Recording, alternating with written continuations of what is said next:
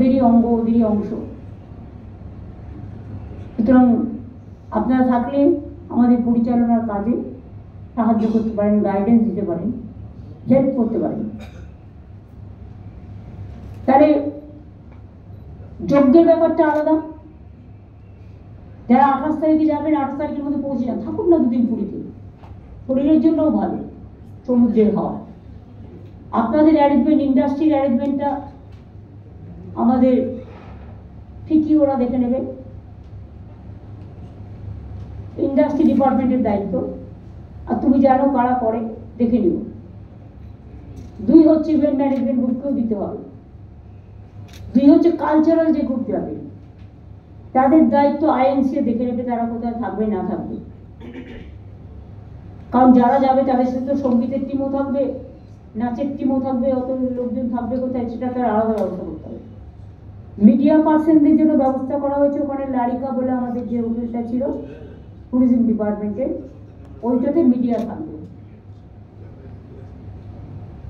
কিন্তু মিডিয়া যদি অনেক আসে বাইরে থেকে, তাহলে সেখানে আরেকটা অল্টারনেটিভ কিছু একটা অ্যারেঞ্জমেন্ট রাখা উচিত। বাংলার মিডিয়া অন্তত ওখানে গিয়ে ঢুকুক। তারপরে যেগুলো খুব ইম্পর্টেন্ট হিন্দি ইংরেজি, তাদের একজন করে ওখানে আমরা কিভাবে অ্যাকোমোডেট করতে পারি দেখে নিই। আর যে জেলা পরিষদের যে বাড়িটা ছিল, সেই বাড়িটাও আমরা মন্দিরের সাথে নিয়ে নিয়েছি। ওটা জেলা পরিষদ আমাদের হ্যান্ড ওভার করেছে। সেখানে পুলিশ, ফায়ার ব্রিগেড এবং হেলথ ডিএম এর অফিস, তাদের জন্য ওই বিল্ডিংটা দেওয়া হয়েছে।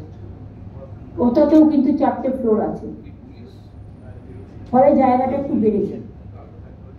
রাস্তাটা আমরা একটু চওড়া করেছি, কারণ প্ল্যানিংটা তো ঠিক মতো করতে হয়। কতদূর কি করতে পারবো সেটা বোঝা যাবে সবার সহযোগিতা এবং সুসংহতভাবে অ্যাডভান্স প্ল্যানিং সিস্টেম যাতে প্রপারলি কাজ করে সেটার উপর।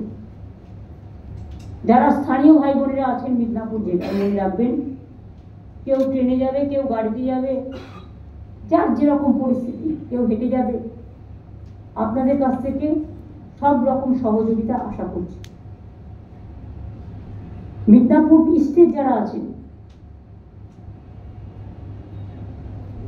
আপনারা যদি 27 তারিখ থেকে একটা গেট করেন, মানে ওভারহেড গেট করতে যাবেন না, তাহলে অন্যান্য গাড়ি যাতায়াত করতে অসুবিধা হবে, রাস্তাটা আটকে যাবে। যেগুলো এল টাইপের গেট হয়, দুপাশে করলেন,